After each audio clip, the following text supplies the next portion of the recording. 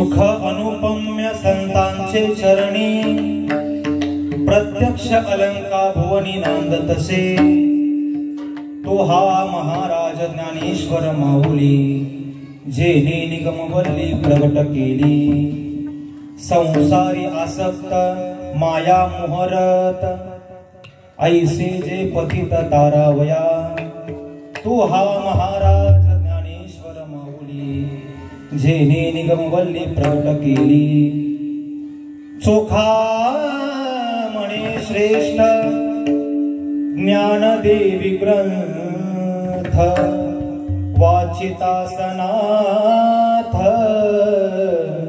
जीव होती तो हा महाराज ज्ञानेश्वर माऊली जेने निगमवल्ली प्रगट केली विठ्ठल विठ्ठल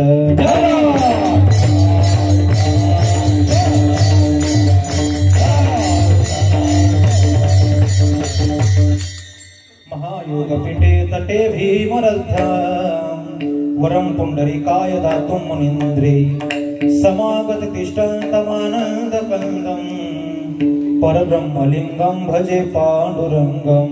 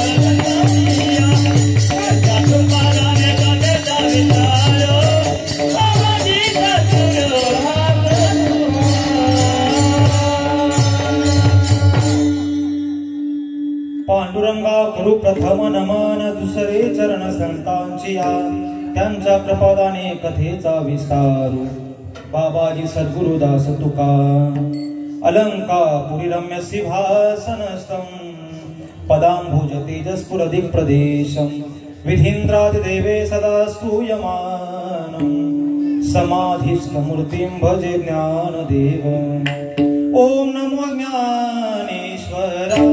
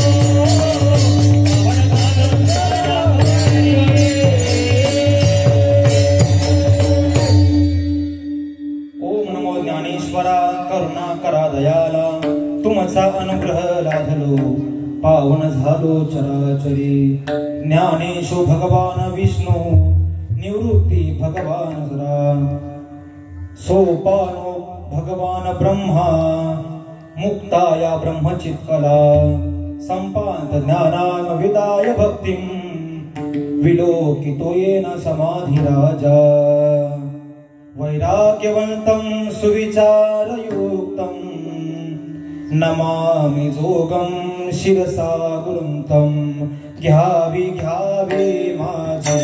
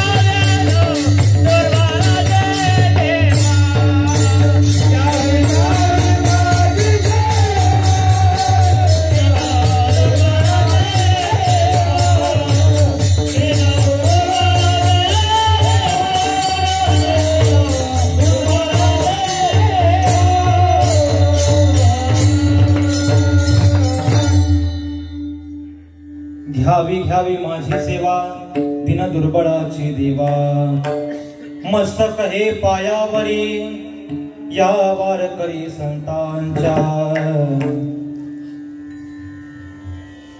सुख अनुपम्य संताचे चरणी प्रत्यक्ष अलंका भुवनी नांद तसे तो हा महाराज ज्ञानेश्वर माऊली जेने निगमवल्ली प्रगट केली प्रस्तुत चिंतन रूपी सेवेकरता निवडलेला अभंग यच्च यावत भूतलावर जन्माला आलेल्या प्रत्येक जडजीवांचा उद्धार करण्याकरता ज्यांनी आपला देह अखंडितपणे झिजवला असे असणारे भगवंताचे लाडके भक्त संत चोखोबराया यांचा 4 चरणाचा माऊली ज्ञानोबरायांचं यथार्थ वर्णन करणारा अभंग आहे. विठ्ठल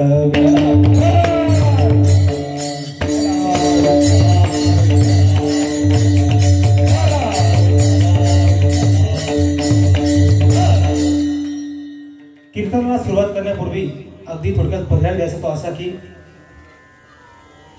श्री क्षेत्र गोलभन ते श्री क्षेत्र आळंदी देवाची चालत असलेला आपला अखंडितपणे अविरहितपणे पायी दिंडी सोहळा बघा. या पायी वाढला संतांनी सोहळा म्हटलेला आहे. सोहळा म्हणजे काय? ज्या ठिकाणी आनंदाला पायावरच नाही त्याला म्हणतात सोहळा. आणि अशा सोहळ्याला तुम्ही आम्ही सर्वजण साक्षीदार म्हणून त्या माऊली ज्ञानोबरायांच्या भेटीला चाललेलो आहोत. आणि गेली 14 वर्ष झाली, आताच 15वं वर्ष. बघा ना, यामध्ये काही नवीन माणसं असतील, काही पहिल्या वर्षापासूनची माणसं असतील. पहिल्या वर्षी जो आनंद होता तोच या वर्षी देखील आनंद टिकून आहे. आणि कधी कधी आपल्याला असं पाहायला मिळतं की एखादी गोष्ट सुरू होते परंतु तो आनंद पाहिजे तर आपल्याला पाहायला मिळत नाही. आम्ही तोऱ्याने म्हणतो का आमच्या सप्त्याला 60 वर्ष झाली, पण तोऱ्याने म्हणण्यामागे तो आमचा उत्साह आनंद आजपर्यंत टिकून आहे का हे पण आम्ही लक्षात घेतलं पाहिजे. परंतु आज बघा ना, आता तुमच्या काय माझ्या काय चांगली गोष्ट आहे त्या चांगल्या व्यक्तीला टीका होतेच. आज आपल्या दिंडीला देखील काही माणसं म्हणतात, परंतु सांगण्याचा उद्देश काय आहे? लोक चांगलाच विरोध करतात. आणि म्हणून हा संपूर्ण जनसमुदाय गेली अनेक वर्ष त्या ज्ञानोबरायांच्या भेटीला जात असतात. अशा पहिल्या दिवसाची कीर्तन सेवा आपल्या सर्वांचे लाडके हरिभक्तपरायण गुरुवर्य प्रेममूर्ती योगेश महाराज घरत यांनी माझ्यासारख्या पामराकडे दिली. महाराजांनी आदेश द्यावा आणि तुम्ही आम्ही सर्वांनी तो पाळावा, आपलं हेच कर्तव्य आहे. आणि त्या कर्तव्याने तुम्हा सर्वांच्या वतीने सर्व कमिटी असेल, सर्व वारकरी बांधव असतील आणि या ठिकाणी फक्त कोणीतरी येऊन कीर्तन करावं आणि म्हणून माझ्या वाटला आलेली कीर्तन सेवा. आणि म्हणून मला तुम्हाला सर्व भाग्यवंतांचं दर्शन झालं, माझं परम भाग्य समजतो. गुरुवर्य गणेश भाऊ हरिभक्तपरायण गुरुवर्य योगेश महाराज घरत असतील यांनी जे काही ज्ञान दिले व माऊली जी काही बुद्धी देतील त्याप्रमाणे या अभंगाचा अगदी थोडक्यात भावार्थ मांडण्याचा प्रयत्न करू. विठ्ठल विठ्ठल विठ्ठल.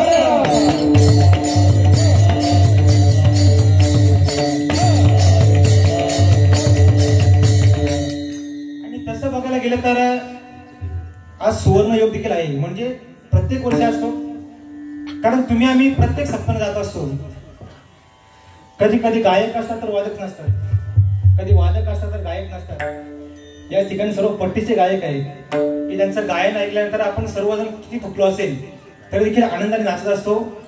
आणि दोन्ही मृदंगाचार्य हे संपूर्ण आपल्या तालुक्याचे भूषण आहेत. आणि या सर्वांच्या साथीने आज खरं तर योग आलेला आहे. योगेश महाराज सर्व कीर्तनकारांना वाटतं की मला काल्याचं कीर्तन मिळावं, मला जागराचं कीर्तन मिळावं. मग पहिल्या कीर्तनाचं असं काय वैशिष्ट्य आहे, तर महत्व पहिल्या कीर्तनाचं एवढंच आहे का पक्वादा तेव्हा शाही नवीन असते, शाही उरलेली नसते आणि गायक पण जोमाने तयार असतात. हा पहिल्या कीर्तनाचा फायदा आहे. आणि म्हणून आज तो पहिला दिवस माझ्या वाटेला आला. तुम्हा सर्व संतांचंच काय आहे, प्रेम आहे. आणि या प्रेमास्तव आज या ठिकाणी, आणि खरं म्हणजे काही ठिकाणं अशी असतात की आपल्याला त्या ठिकाणी जावंसं वाटते. त्यातील हे काय सारंगपुरी गाव आहे की प्रत्येकाला हवं असं वाटणारं गाव आहे.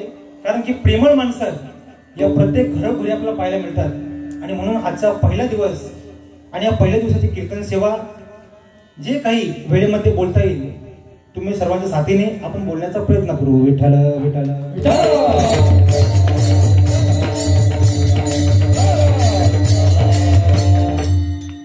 अभंगाचा थोडक्यात भावार्थ पाहायचा म्हणजे संत चोखोबाराया म्हणतात की जगामध्ये सुखाला प्रत्येकाची अपेक्षा आहे. प्रत्येकाला वाटतं मला सुख मिळावं, अट्टहास देखील आहे, परंतु सुख मिळतच असं नाही. परंतु या ठिकाणी आज प्रत्येक जण जो कोणी वारकरी बसला आहे त्याच्या मनामध्ये जर प्रश्न असेल की जीवनामध्ये मला सुख मिळत नाही, तर त्यांनी या अभंगाचा विचार करावा. संतांनी या अभंगामध्ये सुखाचा पत्ता सांगितलेला आहे. चोखोबारे म्हणतात की सुख अनुपम्य संतांची चरणी, आणि त्याचा पत्ता देत असताना म्हणतात की प्रत्यक्ष अलंका भुवनी नांदतसे, पत्ता देखील दिला आहे. मग त्या अलंका भुवनीमध्ये असे कोण आहेत की ज्यांच्याकडे गेल्यानंतर आपल्याला सुख मिळेल, तर तो हा महाराज ज्ञानेश्वर माऊली. त्यांनी काय केलं तर जेने निगमवल्ली प्रगट केली, की ज्यांनी वेदांचा अर्थ तुम्हा आम्हाला सोप्या भाषेमध्ये कळून दिला, पटवून दिला. बरं पुढे त्यांनी असं काय केलं तर संसारी आसक्त माया मोहिरत ऐसे जे पतित तारावया, यासाठी संतांचा अवतार आहे. आणि शेवटी चोखोबारे म्हणतात की चोखा म्हणे श्रेष्ठ ग्रंथ ज्ञानदेवी, वाचिता सनात जीव होती, तो हा महाराज ज्ञानेश्वर माऊली, जेने निगमवल्ली प्रगट केली. असा अभंगाचा थोडक्यात भावार्थ. विठ्ठल विठ्ठल.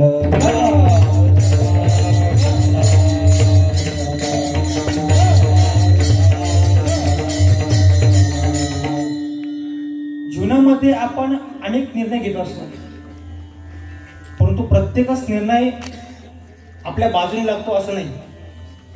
अनेक निर्णय आपण रोज घेतो, परंतु कधी कधी आपल्याला त्या निर्णयाचा पश्चाताप होतो. म्हणून माणसं कधी बोलतात काय मला बुद्धी सुचली नाही, हो म्हटलं. किंवा महिला बोलतात कोणती मला देवाने बुद्धी दिली आणि याच्या गळ्यात पडली. म्हणजे काय, आपण निर्णय घेतो परंतु तो निर्णय आपल्या बाजूने लागेलच, शाश्वती देता येत नाही. परंतु वर्षातून आपण हा एक निर्णय घेतो दिंडीला येण्याचा, तो मात्र आपल्याला काय होतो, मनापासून आनंद देणारा असतो, सुख देणारा असतो. प्रत्येकाला वाटतं की नाही नाही दिंडीला गेलं पाहिजे. ती दिंडीची ओढ आपल्याला 6 महिने 8 महिने नवे तर 12 महिने त्याचे काय असे ओढ लागलेली असते. आणि म्हणून हा काय तर आनंदाचा सोहळा आहे. बरं मग तुम्ही आम्ही ऐकत आलो आहोत की वारी 2 प्रकारची आहे. आपल्या वारकरी संप्रदायामध्ये पंढरीची वारी आहे आणि एक आळंदीची वारी आहे. मग दोघींमध्ये साम्य काय आहे, फरक काय आहे? संत म्हणतात का तुम्हाला सुख पाहिजे ना, मग तुम्ही कुठे जा, सुखा लागी करीसी तळमळ तरी तू पंढरीसी जाय एक वेळ, किंवा पंढरीचे वारकरी आणि ते अधिकारी मोक्षाचे, पंढरीच्या वारीचं फळ आहे. मग आळंदीच्या वारीचं असं काय महत्व आहे किंवा काय फळ आहे? तर सुंदर संत म्हणतात, ते आवडती विठ्ठला, ते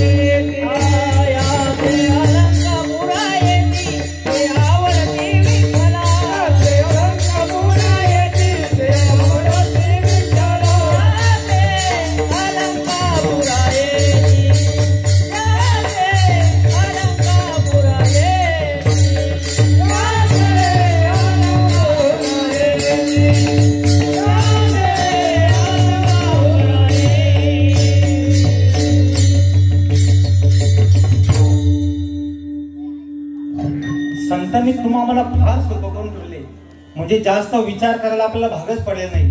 फक्त संत वाङ्मय आपण वाचायचं आणि आपल्यामध्ये ते उतरवायचं. संत म्हणतात की यात्रे अलंकापुरा येते, त्यांना सुख मिळतं, मोक्ष मिळतो, दूरची गोष्ट आहे, परंतु ते आवडते विठ्ठला. ते कोणाला आवडतात? विठ्ठलाला आवडतात. आणि एकदा का विठ्ठलाला आवडलो आपण की मग हरी आला हाता मग काहीची भय चिंता. मग आपल्या जीवनामध्ये कोणत्याही प्रकारची भय राहत नाही आणि कोणत्याही प्रकारची चिंता राहत नाही. म्हणून आपण सारावत प्रमाणे त्या वारीला गेलं पाहिजे. म्हणून यात्रे अलंकापुरा येते, ते आवडते विठ्ठला. सुख पाहिजे तर पंढरपूर आहे, परंतु देवाचा लाडकं व्हायचं असेल, ते देवाचा आवडतं व्हायचं असेल तर मग मात्र आम्हाला आळंदीलाच गेलं पाहिजे. कारण फार सुंदर म्हणतात की का तिथे गेल्यानंतर आपण भगवंताचे लाडके होतो. तर एक नाथ महाराजांचा फार सुंदर अभंग आहे. ब्रह्म साम्राज्य दीपिका वर्णियेली गीतेची टीका, विठोबाचा प्राण सखा ज्ञानोबा माझा. नाथ महाराज फार सुंदर वर्णन करतायत. विठोबाचा प्राण सखा ज्ञानोबा माझा. भगवंताचे अतिशय आवडते कोण आहेत तर ज्ञानोबा आहेत. म्हणून आम्ही आळंदीला चाललो. बघा ना, आम्ही ज्यावेळी दिंडीला लागतो, माळ घालतो, खऱ्या अर्थाने आम्ही परमार्थ लागतो. मग शास्त्रकारांनी परमार्थामध्ये देखील 3 भाग पाडले. परमार्थ आपण 3 प्रकारामध्ये करतो. एक आहे नडीचा परमार्थ, दुसरा आहे सवडीचा परमार्थ आणि तिसरा आहे आवडीचा परमार्थ. बघा तुम्ही आम्ही कोणत्या कॅटेगरीमध्ये बसतोय हा प्रत्येकाने विचार करा. पहिला आहे नडीचा परमार्थ. बघा एखादा गावातील भाविक असतो. आता प्रत्येक जण आपल्या गावातील भाविकांना बोलत असतो की चला दिंडीला, चला दिंडीला. आणि एखादा भाविक 2 वर्ष दिंडी करतो, 3 वर्ष दिंडी करतो आणि परत 4थ्या वर्षी काही दिसत नाही. मग त्याला विचारलं की काय रे बाबा, यावर्षी तुला झालं काय? तेव्हा तो म्हणतो का मी नवस केला होता, त्या नवसाची 3 वर्ष पूर्ण झाले, आता दिंडे काय बंद. याला काय म्हणतात? नडीचा परमार्थ. नवस संपला की परमार्थ काय झाला? संपला जातो. दुसरा आहे सवडीचा परमार्थ. एखाद्याला म्हणतो आपण की बाबा अरे गावात भजन आहे, चल भजनाला. तो म्हणतो नाही, आमचं ठरलंय फक्त रविवारीच भजनाला जायचं, बाकी इतर वारी भजनाला जायचं नाही. याचा अर्थ काय? सवडीचा, सवड मिळेल तशी.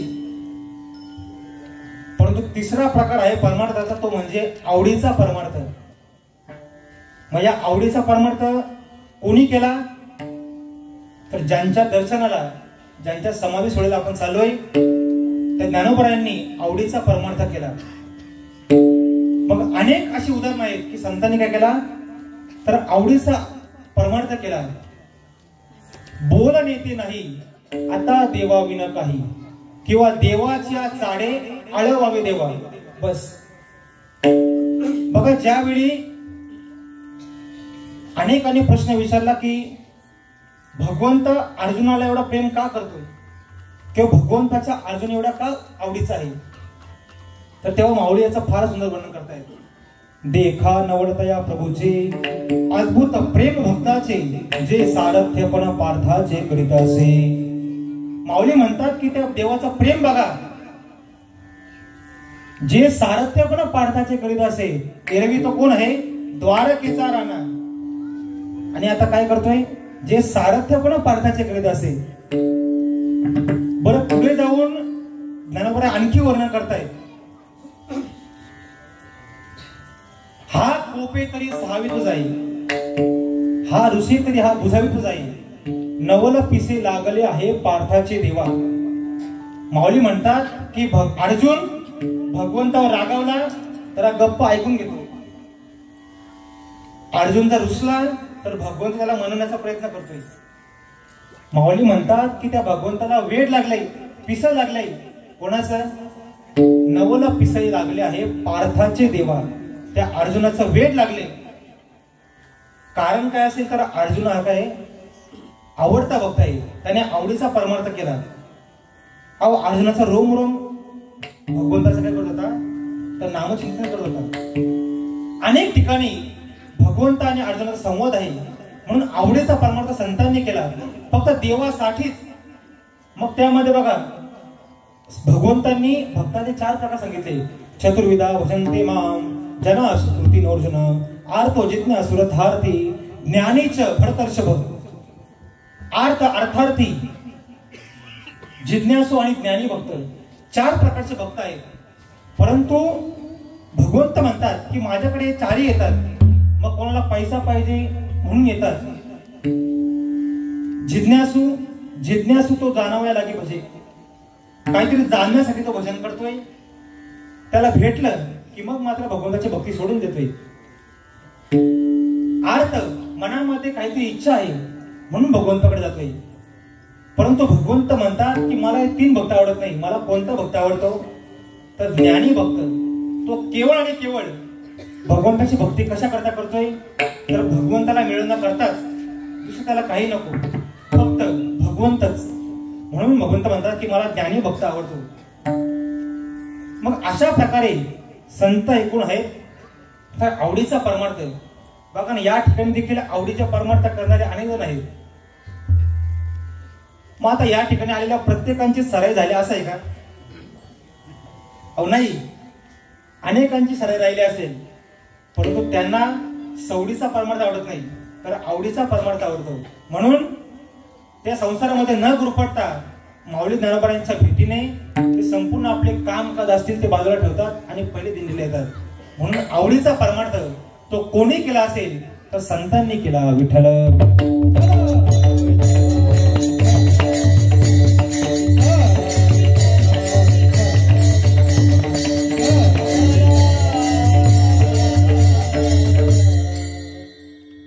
आणि म्हणून अशी संत आहेत. अहो, त्या संतांचं काय वर्णन करावं. संत भगवंताचे किती एकरूप आहेत. अहो, कित्येक संकट आहे ज्ञानोबरांवर, परंतु ज्ञानोबरांनी त्या भगवंताची आस सोडली नाही, त्या भगवंताची ओढ संपली नाही. बघा, पहिली वारी जर कोणी सुरुवात केली असेल तर माझ्या ज्ञानोबरांनी, माझ्या जीवीची आवडी आणि पंढरपुराने येणपुडी, पांडुरंगे मनरंगले, गोविंदाचे गुणी वेधिले. एवढे ज्ञानोबरा काय आहेत तर आवडते भक्त आहेत. मग अनेक ठिकाणी अनेक संतांचे उदाहरण घ्या. तुम्ही तुकोबारांचं उदाहरण घ्या. अनेक ठिकाणी संत म्हणतात उकळतं पाणी तुकोबारा टाकून झालं, परंतु तुकोबारा म्हणतात की जळो माझी काया लागला वनवा. तुकोबारांनी आपल्या बायकोला हाक मारली नाही, आपल्या मुलांना हाक मारली नाही, तर धावरे केशवा पांडुरंगा. बघा, एका ठिकाणी संतांनी फार सुंदर वर्णन केलं आहे. जळो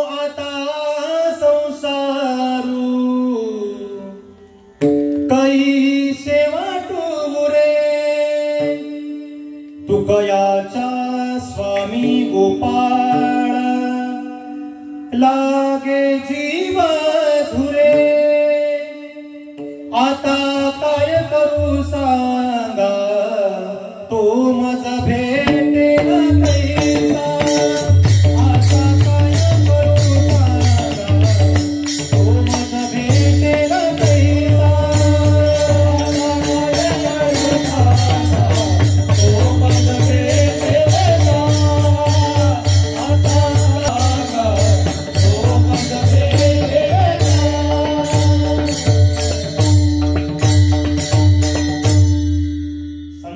मनामध्ये फक्त एकच प्रश्न होता, आता काय करू सांग तो माझा भेटेल कैसा. फक्त एकच की तू मला भेट देईल का सांग, मला भेट देईल का सांग. संतांच्या मनामध्ये फक्त एकच प्रश्न. बघा संतांनी आम्हाला देखील विचार करायला भाग पडले. आम्ही नेहमी काकडा म्हणतोय. जीवनामध्ये माणसाने प्रत्येकाला एक प्रश्न विचारला पाहिजे, काय जन्मा येऊन या केली म्या जोडी हाची घडोघडी चित्ता येतो आठव. संत म्हणतात की जन्माला येऊन मी काय केलं. जीवन जगताना माणसाने प्रत्येकाला दोन प्रश्न विचारावे. पहिला प्रश्न मला काय करायचं होतं आणि दुसरा प्रश्न मी काय केलं.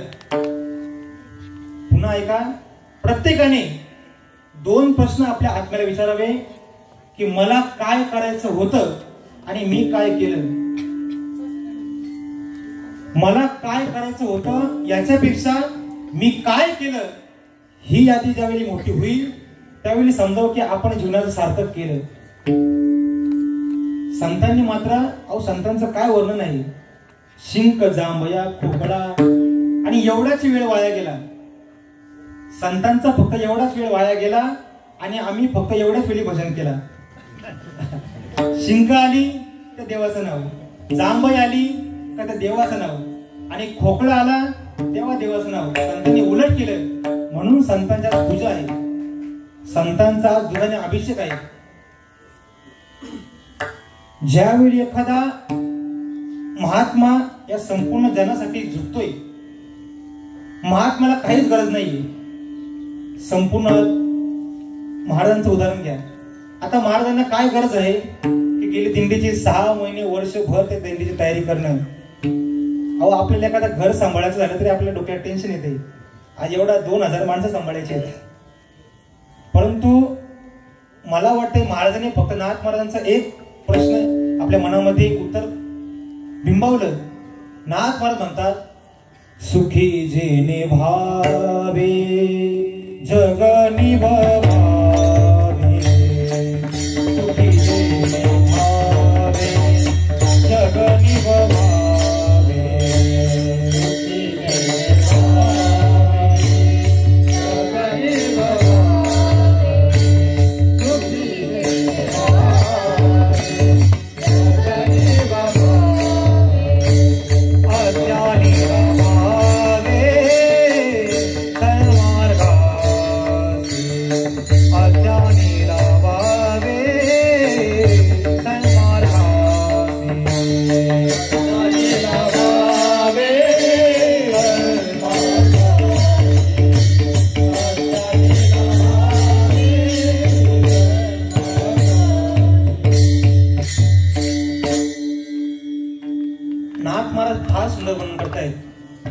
महात्मा आहे.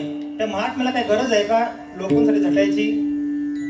गणेश बाबा असतील, योगेश महाराज असतील, काय गरज आहे का. परंतु गरज नाही. ते सुखी आहेतच जीवनामध्ये. परंतु नाथ महाराज म्हणतात की सुखी जेणे व्हावे जग निभवावे.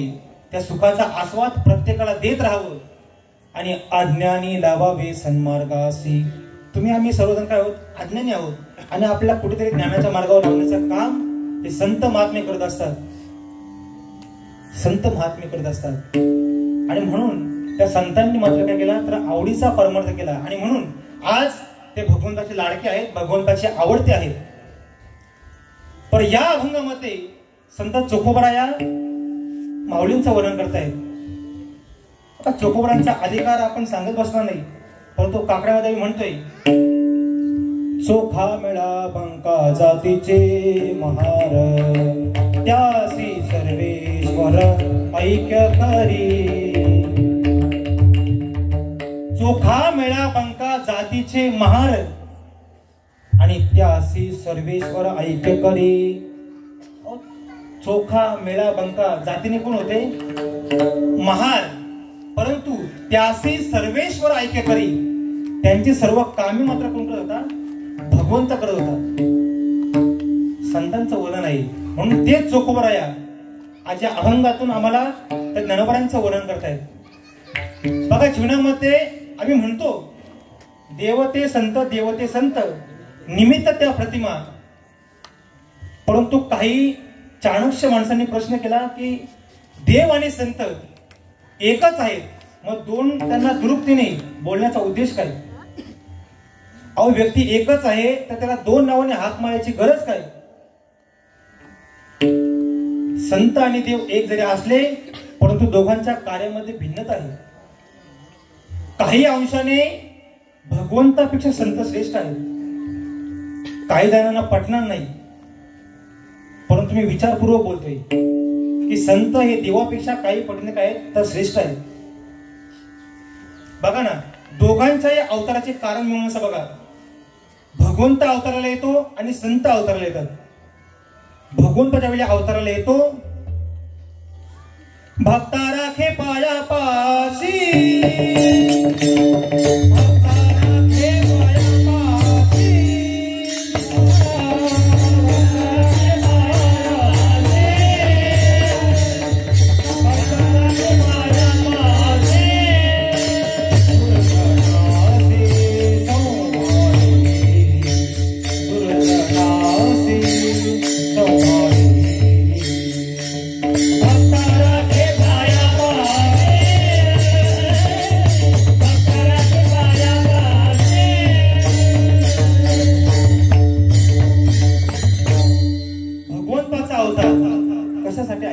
कोणासाठी आहे? भक्ता राखे पायापाशी आणि दुर्जनासी संवारी, परित्राणाय साधूनाम विनाशाय च दुष्कृताम, धर्म संस्थापनार्थाय संभवामी युगे युगे. भगवंताचा अवतार फक्त दोन कारणांसाठी आहे. एक भक्ता राखे पायापाशी आणि दुसरा दुर्जनाशी संवारी. मग या ठिकाणी टाळकरांपासून ते शेवटपर्यंत प्रत्येकाने उत्तर द्यायचे. या ठिकाणी सज्जन कोण आहे?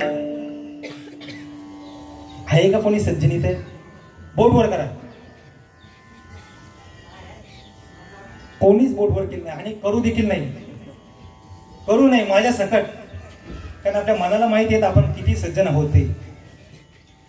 बरं, आता तुम्ही म्हणता की यामधील कोणीच सज्जन नाही, मग या बसलेल्यापैकी दुर्जन कोण आहे? आहे का कोणी दुर्जन इथे? सज्जनही नाही आणि दुर्जन नाही, मग कोण आहे तुम्ही? भगवंताचा अवतार का कोणासाठी आहे? पहिला गोष्ट भक्ता राखे पायापाशी आणि दुर्जनाशी संवारी. मग त्या ठिकाणी भगवंताचा अवतार तुमच्या आमच्यासाठी बिलकुल नाही, कदापि नाही. बघा ना, तुमच्या आमच्यासाठी भगवंताचा अवतार देखील नाही.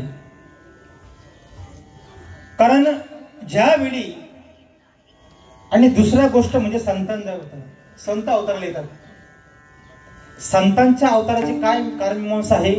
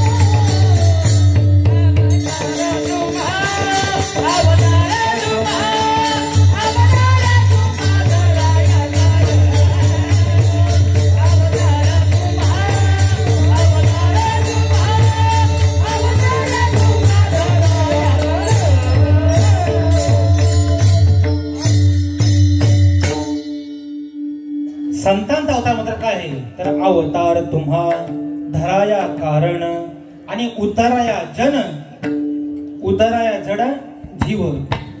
म्हणून संतांचा अवतार काय आहे तर श्रेष्ठ आहे. कारण तुम्ही आम्ही कोण आहोत जड जीव आहोत, जनजीव आहोत. म्हणून शास्त्रकारांनी दोन भाग पाडले. एकासाठी जो अवतारला येतो त्याला देव म्हणा आणि अनेकांसाठी जे अवतार घेतात त्यांना संत म्हणा. म्हणून आज संतांचं वर्णन करणं अभंग आहे. बरं, जीवनामध्ये संतांनी असं काय मिळवलं किंवा संतांकडे असं काय सामर्थ्य आहे की संत चोखोबाराया हिमतीने सांगतात की सुख संतांजवळच आहे. तर माझ्या ज्ञानोबारांनी संतांजवळ 3 प्रकारचे सामर्थ्य आहे. पहिली गोष्ट संत संघटित करतात, दुसरी गोष्ट संत कृपाळू आहेत आणि तिसरी गोष्ट संतांजवळ अनुपम्याचं सुख आहे. पहिली गोष्ट संत संघटित करतात. बघा ना, आपल्या वारकरी संप्रदायामध्ये फार सुंदर विधवाक्य आहे. यारे यारे लहान थोर याती भलती नारी नर. या ठिकाणी महाराजांनी असं म्हटलंय का कधी लहानांनी येऊ नका, म्हाताऱ्या माणसांनी येऊ नका, फक्त तरुणांनीच या, असं एकही वाक्य नाही. कोणी या, सकळांशी येते आहे अधिकार, कलियुगी उद्धार हरीच्या नामे. संत संघटित करतात आणि वारी हे संघटनेचं प्रतीक आहे, आपल्याला एकत्र करण्याचं प्रतीक आहे. बघा ना, अनेक ठिकाणी शास्त्रकार म्हणतात की 4 युग होऊन गेली. त्या 4ही युगांमध्ये प्रत्येकाची एक वेगवेगळी वैशिष्ट्य होती. प्रत्येक वेगवेगळ्या युगामध्ये प्रत्येकाला महत्व होतं. मग त्रैताया मंत्र शक्तीच कृते, त्रैताया मंत्र शक्तीच कृते ज्ञान विवर्जते, द्वापारे युद्ध शक्तीच आणि संघ शक्ती कलियुगी. 4ही युगांमध्ये प्रत्येकाला एक व्यवस्थित महत्व होतं. मग त्रैतायुगामध्ये मंत्रांना महत्व होतं, कृतयुगामध्ये ज्ञानाला महत्व होतं, द्वापार युगामध्ये युद्ध म्हणजे सर्वात महत्वाचं युद्ध होतं. ज्याला कोणाला काही पाहिजे असेल तर द्वापार युगामध्ये त्याला युद्ध करावं लागायचं. आणि कलियुगामध्ये जर आपल्याला काहीतरी मिळवायचं असेल तर संघटित होणं गरजेचं आहे. म्हणून संतांनी काय केलंय, आपल्याला संघटित केलंय. मग कोणत्याही जातीचा विचार केला नाही, कोणत्याही जात पात विचार केला नाही. भगवंताने देखील जातीपातीचा विचार केला नाही. परंतु भगवंताने संतांमध्ये काय फरक आहे, आम्ही नेहमी म्हणतोय उंच नीच काही नेने भगवंत तिष्ठे भाव भक्त देखून या. पण भगवंताने भाव बघितला, उंच नीचपणा बघितला नाही, परंतु भगवंताने भाव बघितला. परंतु संतांनी मात्र भावही बघितला नाही, फक्त उद्धाराया जन जड जीवा. वाल्या कुडी म्हणत ते चांगला भाव होता का. परंतु नारद महर्षींनी किती खटक केले, परंतु उद्धाराया जन जड जीवा येतो कळवळा म्हणून या. माझ्या ज्ञानोबरांनी विसोबा चाटे किती मारहाण केली, किती त्रास दिला, परंतु त्याच्याच उद्धाराची चिंता कोणाला आहे, ज्ञानोबरांना आहे. म्हणून संत काय करतात, आम्हाला संघटित करतात. बरं, संत कृपाळू आहेत. कृपाळू उदार माझा ज्ञानेश्वर. माझा ज्ञानोबरा काय आहे तर कृपाळू आहेत, तया नमस्कार वारंवार. संत कृपाळू आहेत. संत अनेकांवर कृपा करतात. रेड्याने जीवनामध्ये काय कमवलं होतं, रेड्याने अशी कोणती भक्ती केली होती, त्या रेड्या अशा कोणता परमार्थ गेला होता की कोणत्या वारला गेला होता. परंतु नाही, फक्त ज्ञानोबरांचा हात त्या रेड्याच्या मस्तकावर पडला रे पडला. ज्ञानदेव म्हणे बोल रे ऋग्वेद. गंमत अशी आहे तर ज्ञानोबरांनी रेड्याच्या मुखातून वेद बोलवला, परंतु तो कोणता वेद बोलवला तर सर्वात अवघड असणारा ऋग्वेद तो ज्ञानोबरांनी रेड्याच्या मुखातून बोलवला. म्हणून काय तर कृपाळू आहे. बरं, फक्त कृपाळू नाही तर उदार आहे. म्हणून संत संघटित करतात, संत कृपाळू आहेत आणि संतांजवळ अनुपम्य अशा प्रकारचं सुख आहे. बघा ना, संत म्हणतात की आम्ही अनेक प्रमाण ऐकले ना, संत संगतीचे काय सांगू सुख, आपणा पारेखे नाही देते, किंवा सुख वसे त्याचे पायी भाऊ पायी. संतांच्या असे अनेक प्रमाण आहेत, परंतु आजपर्यंत आम्हाला नेमका पक्का समजला नाही. संतांच्या ठिकाणी सुख आहे, मान्य आहे, परंतु त्याचा पत्ता आम्हाला माहित नाही. आणि हे ज्यावेळी चोखोबारांना काही भाविकांनी प्रश्न केला, त्यावेळी त्यांना उत्तर देताना चोखोबारा या अभंगाच्या प्रथम चरणात सांगतात. सुख अनुपम्य संतांचे चरण, सुख अनुपम्य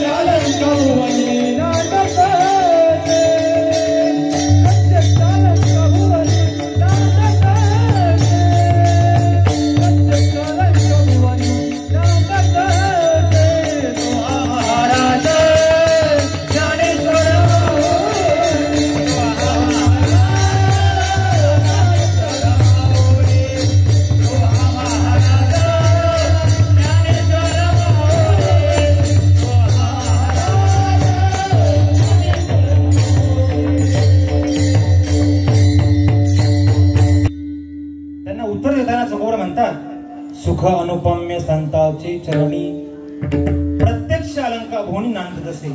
सुख हे अनुपम्य अशा प्रकारचं सुख कोणाकडे आहे तर संतांजवळच आहे. सुख वेगळं आणि अनुपम्य सुख वेगळं.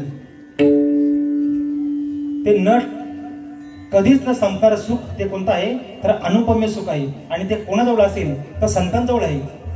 बघा, एकदा गंमत अशी झाली की सहज तुकोबारा वारले जायचे पंढरपूरला, आणि तुकोबारा भगवंतासमोर उभे आहेत. आणि घडलं असं की भगवंतांनी सहज तुकोबारांना प्रश्न केला की तुकोबाराया, अहो जीवनामध्ये एवढी तुम्ही समाधानी वाटता, तुमच्या चेहऱ्यावर एवढा आनंद वाटतोय, याचं कारण काय? आता सहज भगवंताला वाटलं का तुकोबारा माझं नाव घेते. बघा, प्रत्येकाला एक आशा असते, ज्यावेळी एखाद्या घरातील मोठा व्यक्ती लहानाला विचारतो का तो आजपर्यंत कलेक्टर झालास, पोलीस झालास, कोणामुळे झाला? प्रत्येकाला आशा असते की तो माझं नाव घेईल. प्रत्येकाला आशा असते. तसंच भगवंताला वाटलं की आता तुकोबारा कोणाचं नाव घेतील? माझं नाव घेतील. परंतु गंमत अशी, संत तुकोबारा त्यावेळी म्हणतात की देवा, तू जर विचारतो ना की माझ्या जीवनामध्ये सुख आणि समाधान कशाने लाभतं, तर भगवंताला उत्तर देताना तुकोबारा म्हणतात, वैष्णवा संगती सुख वाटे आणि कवी देवा काही तुकोबारा म्हणतात की त्या वैष्णवाच्या संगतीमध्ये मला सुख मिळते. म्हणून सुख हे कोणाजवळ आहे तर संतांजवळच आहे. म्हणून सुखाची अपेक्षा आहे तर आम्ही कोणाकडे गेलो पाहिजे? संतांजवळ गेलो पाहिजे. बरं पप्पा सांगतायत की प्रत्यक्ष अलंका भुवनी नांदतसे अलंकापूर. बघा मग आळंदी फक्त एक कलियुगातच आहे असं नाही. अहो अनेक काळापासून आळंदी क्षेत्र आहे. मग चारही युगांमध्ये त्याला प्रत्येकाला एक वेगळं नाव होतं. कृतयुगामध्ये आळंदीला आनंदवन नाव होतं. त्रैतायुगामध्ये आळंदीला वारुण नाव होतं. द्वापर युगामध्ये आळंदीला कपिल क्षेत्र म्हणून नाव होतं. आणि आज कलियुगामध्ये त्या आळंदीला अलंकापूर पहिलं नाव होतं अलंकापूर. आणि ज्ञानोबारांच्या जन्मानंतर त्या अलंकापुराला आळंदी नाव पडलं. म्हणून ते कसं श्रेष्ठ आहे. बघा प्रत्येक क्षेत्राचा महिमा आहे. वारकरी संप्रदायामध्ये दोन क्षेत्र महत्वाचे मानले जातात. एक पंढरपूर आणि दुसरं आळंदी. कारण पंढरपूर कसं आहे तर ऐशी चंद्रभागा ऐसे भीमातीर आणि ऐसा विटेवरी देव कुठे. असं काय तर आम्ही म्हणतो नेहमी की पंढरी पुण्य ठाव निरे भिवरे तिथे. पंढरपूर हे पुण्यक्षेत्र आहे आणि आळंदी एक पुण्यक्षेत्र आहे. आळंदी हे गाव पुण्यभूमी ठाव दैवताचे नाव सिद्धेश्वर म्हणून अलंकापूर. बरं आणि आता विषय निघालाय म्हणून सांगतो की आज आम्ही गेल्यानंतर प्रदक्षिणा करतो, ज्ञानोबारांचं दर्शन घेतो. प्रत्येक क्षेत्राचा एक महिमा आहे. पंढरपूरचा काय महिमा आहे? चंद्रभागे स्नान विधी तो हरिकथा ती विधी आहे. म्हणून आळंदीची देखील एक विधी आहे. नित्य नेम प्रदक्षिणा आणि त्याच्या पुण्यालाही गणना. म्हणून माऊली देखील महाराज देखील इंद्रायणी स्नानाला नेतात. इंद्रायणी स्नान आणि नित्य प्रदक्षिणा म्हणून क्षेत्राचा महिमा आहे, ती विधी आहे. म्हणून आज आम्ही देखील आळंदीला पोहोचल्यानंतर प्रदक्षिणा करतो. त्या आळंदीच्या इंद्रायणीमध्ये स्नान करतोय. म्हणून ते आळंदी कसं आहे कारण ज्यावेळी संतांना देवाला विश्रांती घ्यायची असते तेव्हा नामा म्हणे देवा चला तया ठाया आणि विश्रांती घ्यावया कल्पावरी. आता तुम्ही आम्ही बघा ना जास्त आळंदीत वर्ष आम्ही काढलेत. मोठेपणा नाही फक्त विश्रांतीचा विषय निघाला म्हणून की आळंदीत भूक चांगली लागते आणि आळंदीत झोप चांगली लागते. तुम्ही आम्ही पण ज्यावेळी आळंदीला जातो त्यावेळी विश्रांती काय आहे चांगली विश्रांती लागते. कारण विश्रांतीचं स्थानच ते आहे.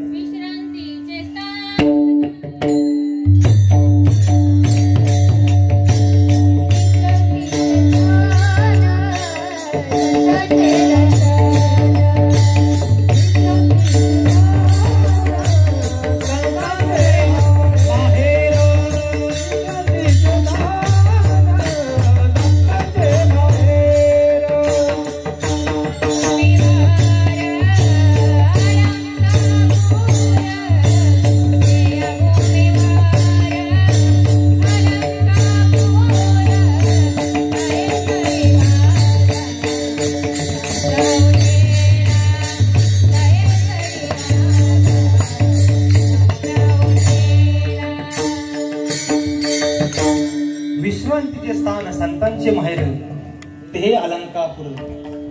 म्हणून विश्रांतीचे स्थान काय आहे तर आळंदी आहे.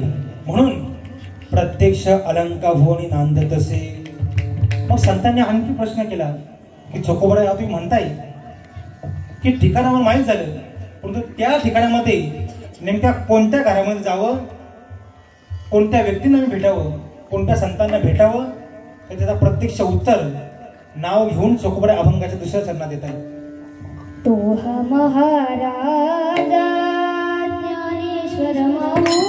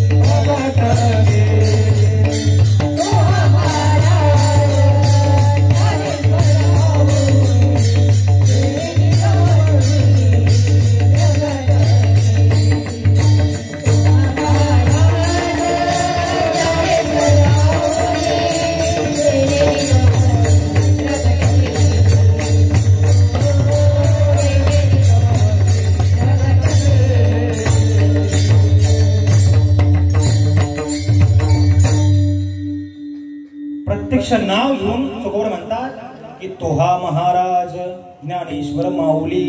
बघा फक्त या विषयाला स्पर्श करून जातो की आम्ही याच्या अगोदर देखील ऐकतो तोहा विठ्ठल बरवा, तोहा माधव बरवा. दोन्ही नावं घ्यायची गरज काय?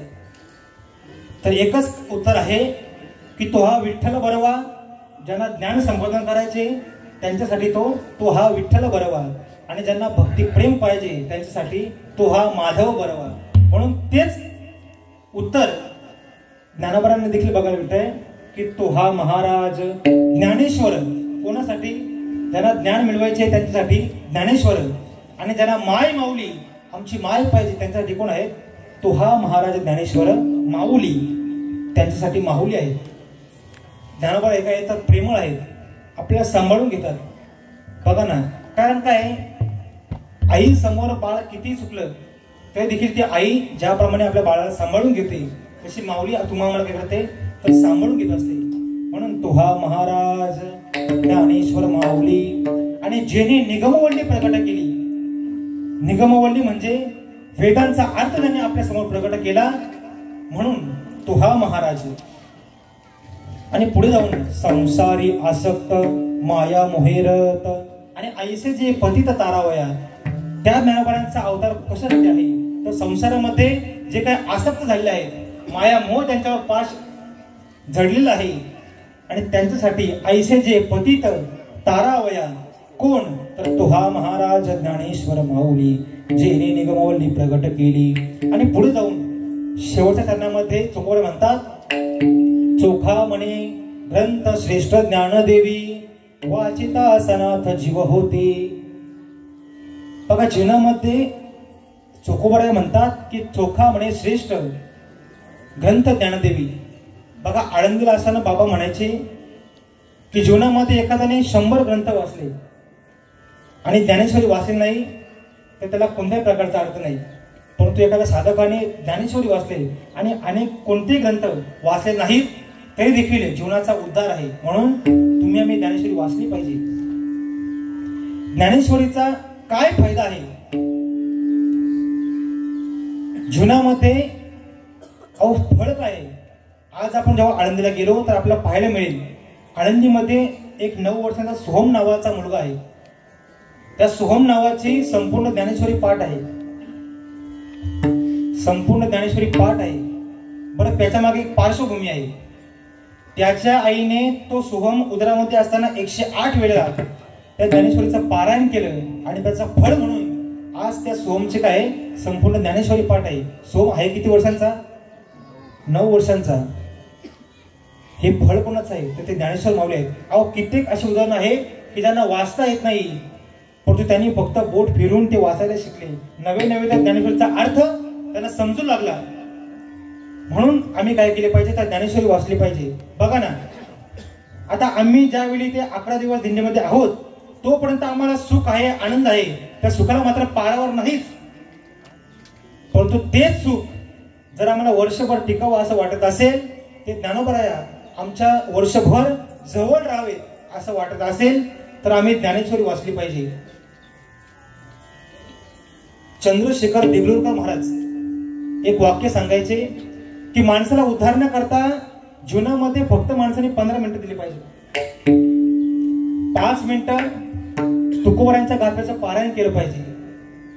5 मिनिटं त्या भगवंताचं नामजप केलं पाहिजे आणि 5 मिनिटे फक्त ज्ञानोबारांची ज्ञानेश्वरी वाचली पाहिजे. बस, जीवनाच्या उद्धाराला दुसरं काही साधन लागत नाही, फक्त एवढं केलं पाहिजे.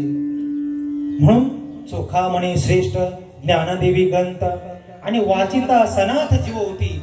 जे कोणी अनाथ आहेत की ज्यांना कोणीच राहिलं नाही, मग त्यांना सनाथ कोण करते तर ज्ञानेश्वर माऊली ज्ञानदेवी करते, ती ज्ञानेश्वरी करते. म्हणून ते कोण आहे तर तोहा महाराज ज्ञानेश्वर माऊली, जेने निगमवल्ली प्रकट केली विठोबा रखुमाई.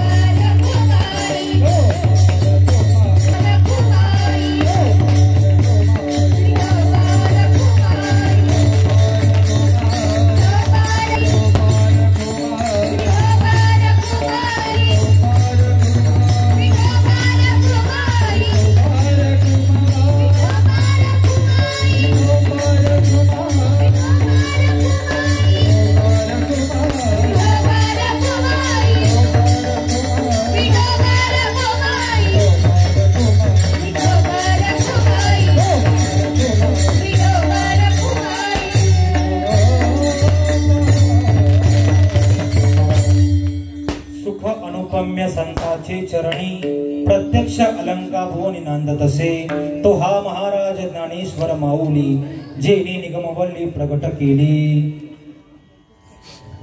संसारी आसक्त माया मोहेरत ऐसे जे पतित तारावया तो हा महाराज ज्ञानेश्वर माऊली जेने निगमवल्ली प्रगट केली. चोखा म्हणे श्रेष्ठ ग्रंथ ज्ञानदेवी वाचिता सनात जीव होती तो हा महाराज ज्ञानेश्वर माऊली जेने निगमवल्ली प्रगट केली. बघा फक्त 1 मिनिट सांगून जातो की या अभंगावर बोलण्यासारखं फार आहे, परंतु ज्ञानोबारांबद्दल बोलायचं म्हणजे ज्ञानोबा हे राजे आहेत. संत तुकोबारांनी एका अभंगामध्ये राजाची लक्षणं सांगितली. राजा संपत्तीवान असला पाहिजे, राजा कर्तृत्ववान असला पाहिजे, राजा सामर्थ्यशाली असला पाहिजे, राजाला संघटित करता आलं पाहिजे आणि राजाच्या राज्यामध्ये सुख पाहिजे. तुकोबारांचा तो अभंग बघा. ज्ञानोबाराया हे कोण आहेत तर संपत्तीवान आहेत, जयाचे द्वारी सोन्याचा पिंपळ. ज्ञानोबाराया कर्तृत्ववान आहेत, अंगी ऐसे रेड्या बोली सामर्थ्यवान आहे आणि कर्तृत्व काय आहे करील ते काय नव्हे महाराज. परी पाहि विद शुद्धांगी आणि जयाने घातली मुक्तीची गवांदी मेळविली मांदी वैष्णवांची. संघटित करण्याचं कौशल्य आहे.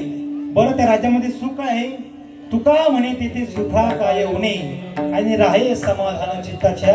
म्हणून आजचा अभंग त्या ज्ञानराजाचं वर्णन करणारा अभंग आहे. म्हणून आज आम्ही दिंडीला चालतोय आणि दिंडीला प्रत्येकाने आलं पाहिजे. संत म्हणतात की माझ्या जातीचे मज भेटो कोणी आवडीचे धनी पेडवाया. बघा संतांनी जात शब्द वापरले. मग संतांच्या जातीत बसण्यासाठी आम्ही काय केलं पाहिजे. राजेश महाराज तुमच्या गळ्यामध्ये माळ आहे का? माळ दाखवा, माळ दाखवा.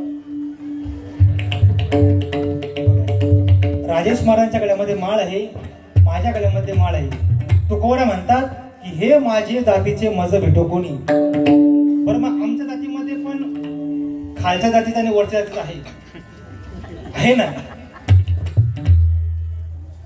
मग जो नियमाने वागतो तो वरच्या जातीचा आणि जो भक्त माळ घालून आहे तो मात्र खालच्या जातीचा. माफ करून बोलतो, अधिकार नाही आपला, पण एक संतांच्या अभंगातून निघालेलं वाक्य आहे. म्हणून आज या ठिकाणी चोखोबारांच्या अभंगावर बोलण्याचा प्रयत्न केला. जे काही बरोबर असेल तर गुरुवारांचं आहे. तुम्हा सर्व थोरांच्या मुखातून ऐकलं आहे, श्रवण केलं आहे. जे चुकलं असेल माझ्या बुद्धीचा दोष समजून माझं मला परत करा. झालेली सेवा पुन्हा एकदा या संपूर्ण सारंगपुरी ग्रामस्थांना द्यावे तेवढे धन्यवाद थोडेच आहेत. बघा एक वेगळाच जल्लोष, एक वेगळाच आनंद या गावामध्ये आल्यानंतर असतो. म्हणून त्यांना देखील द्यावे तेवढे धन्यवाद थोडेच आहेत. गुरुवारी असतील तुम्हा सर्व संतांचरणी पुन्हा एकदा विनम्र भावाने अभिवादन करून सेवेला पूर्ण विधान. ज्ञानेश्वर